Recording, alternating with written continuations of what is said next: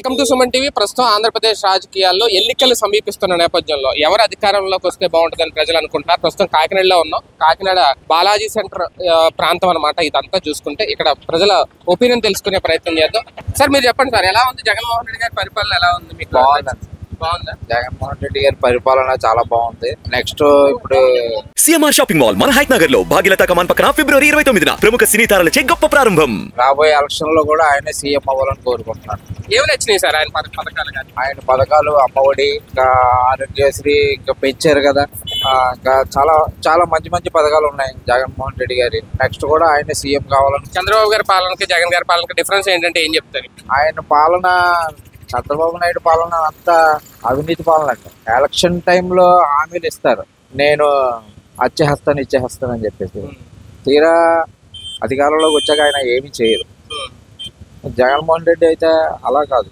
ఆయన చెప్పింది మాట ప్రకారం మడమ తిప్పకుండా వర్క్ చేసే వ్యక్తి నిజాయితీగా.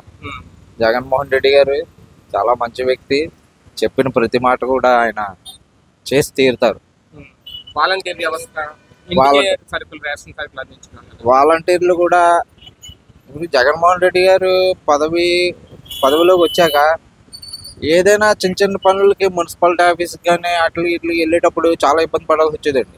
ఇవాళ రేపురా ఏమైనా అప్లికేషన్లు కన్నా, డెత్ సర్టిఫికేట్లు కానీ దేనికన్నా వెళ్ళినప్పుడు మున్సిపల్ ఆఫీసుల దగ్గర చాలా ఇబ్బందులు పడేవాళ్ళు. ఎంఆర్ఓ ఆఫీసుల దగ్గర కానీ.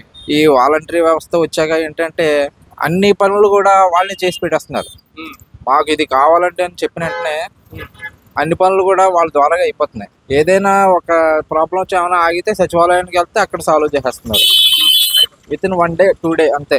ఈ మామూలుగా చంద్రబాబు నాయుడు హయాంలో అయితే మున్సిపల్ ఆఫీస్కి వెళ్ళాలా, లేకపోతే ఎంఆర్ఓ ఆఫీస్ తిరగాల, వాళ్ళేమో 4 రోజులు పడుతుంది, వారం పడుతుంది, అవి తిరగడాలు ఉండేవి.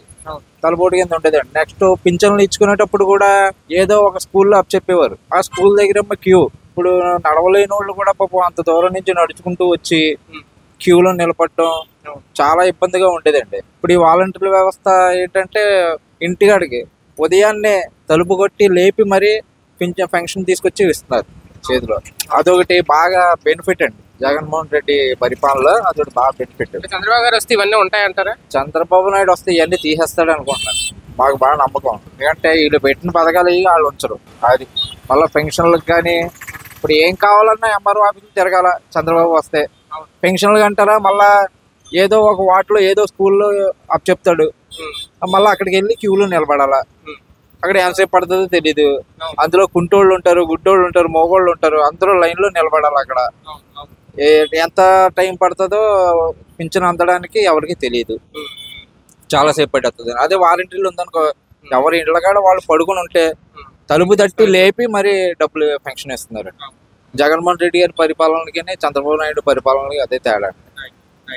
థ్యాంక్ యూ అండి, థ్యాంక్ యూ. మరి ఇక్కడ మరికొంతమంది ఉన్నారు. ఇక్కడ ప్రధానంగా ఆటో కార్మికులు ఉన్నారు. మీకు చూస్తే మీకు వాహన మిత్ర పథకం వస్తుందా? మీరు ఆటో డ్రైవర్ అయినా?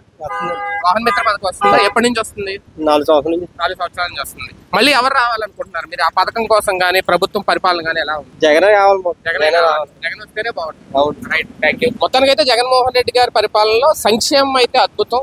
గ్రామ సచివాలయాలు కానీ, వాలంటీర్ వ్యవస్థ కానీ, మళ్ళీ వేరే ప్రభుత్వం మారితే ఆ పథకాలు మాకు వస్తాయా లేదని అనుమానం అయితే వ్యక్తం చేస్తున్నారు. మళ్ళీ జగన్మోహన్ రెడ్డి గారి పాలన వస్తే అవి కంటిన్యూ అవుతాయి కదా, ఉండాలని కోరుకునే వాళ్ళు కూడా ఉన్నారు. కెమెరామెన్ హర్షవర్ధన్తో శేఖర్, సుమన్ టీవీ, కాకినాడ.